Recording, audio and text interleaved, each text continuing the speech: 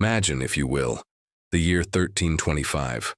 We're in medieval Italy, a land not of a single country, but a patchwork of fiercely proud and independent city-states. Among the most powerful were Modena and Bologna. These two weren't just neighbors, they were bitter rivals, locked in a centuries-long feud fueled by politics, wealth, and egos the size of their grand cathedrals. Now, picture the scene: the bustling, vibrant streets of Bologna. It's a hub of trade, religion, and military might. But amidst all this medieval drama, something utterly ridiculous is about to happen. A few mischievous soldiers from Modena sneak into the city under the cover of night. Their mission? Not to steal gold, not to assassinate a leader, but to steal a bucket. Yes, you heard me right. A simple wooden bucket. This wasn't just any old pail, though. It was a public bucket, sitting at a city well, a humble yet cherished symbol of Bologna's civic pride. The Modenese soldiers hoist it up, share a laugh, and ride off into the darkness, carrying their prize like it's the Holy Grail itself.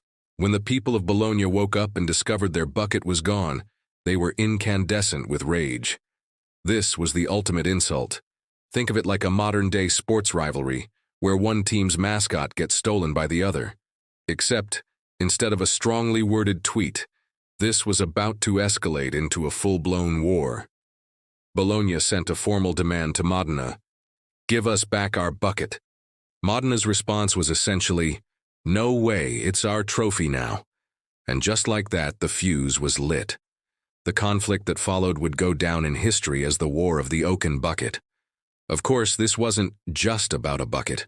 That was merely the spark that ignited a much larger powder keg. To understand the real tension, you have to know about the Guelphs and the Ghibellines. This was the great political divide of medieval Italy. The Guelphs, like Bologna, supported the authority of the Pope. The Ghibellines, like Modena, backed the Holy Roman Emperor. These two factions had been fighting for generations, and our bucket just became the latest excuse to settle old scores. So, fueled by righteous fury and a desperate need to restore their honor, Bologna decided to go all in. They amassed a colossal army of 30,000 men. Foot soldiers, knights, mercenaries, the works. 30,000. That's an enormous force for the time. They marched on Modena, confident that their superior numbers would crush their smaller rival and bring their beloved bucket home. Modena, on the other hand, was heavily outnumbered. They could only scrape together about 7,000 soldiers. On paper, it was a mismatch.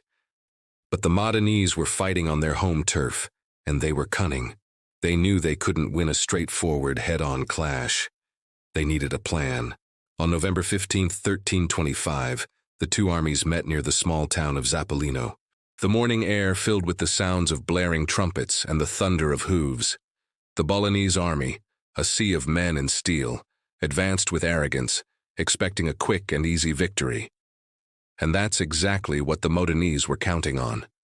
Instead of meeting them on the open plain, the Modenese commander cleverly lured the Bolognese forces into rough, uneven terrain.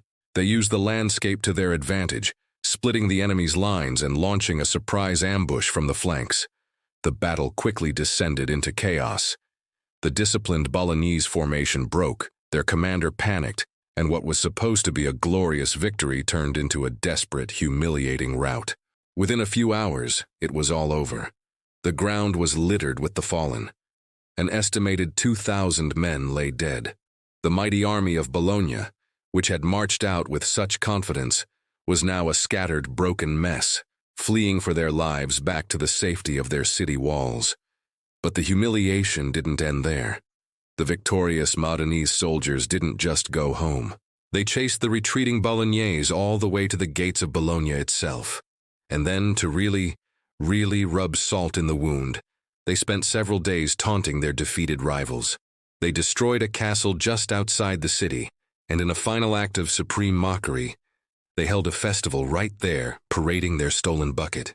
Some even say they took another bucket from a nearby well, just to add insult to injury. And what became of the original, infamous Oaken Bucket? It was taken back to Modena not just as a prize, but as a sacred relic of their improbable victory.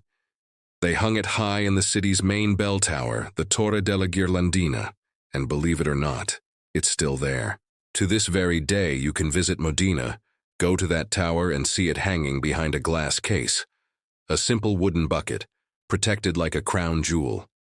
Every child in Modena grows up hearing the legendary story of how their small city faced down a massive army and won, all for the sake of a bucket.